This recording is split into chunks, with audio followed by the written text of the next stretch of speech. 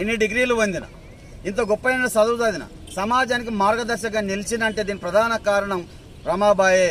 రాము, బాబాసాహెబ్ అంబేద్కర్ ఏమని పిలిచాడు? రాము అని పిలిచేది. ఈమె అంబేద్కర్ ఏమని పిలిచేది?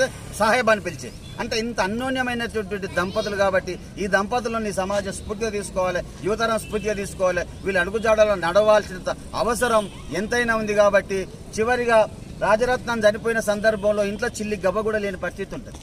ఆమె మన బాబాసాహెబ్ అంబేద్కర్ భార్యకు ఒక చీర కొనిచ్చాడు, తెల్ల చీర. ఆ చీర ఆమెకు ఎందుకంటే భర్త ఏ స్త్రీకైనా ఆభరణాలు కానీ వస్త్రాలు కానీ కొనిస్తే కంటికి రెప్పలా కాపాడుకుంటారు బట్టలు. అయితే బాబాసాహెబ్ అంబేద్కర్ కొనిచ్చినటువంటి తెల్లని ఒక చీరను భద్రంగా దాచిపెట్టుకోండి. ఇంట్లో పోయి వెతుకుతే ఎక్కడ కూడా ఒక సిల్లి గవ్వ కూడా కనిపించిన పరిస్థితి ఉంటే ఆ రాజరత్నాన్ని దహన సంస్కరణ చేయాలి. కాబట్టి అక్కడ ఉన్నటువంటి ఆ తెల్ల చీరని తీసుకొని ఆ తెల్ల చీరలో రాజరత్నాన్ని చుట్టి దహన సంస్కరణ చేస్తాయి.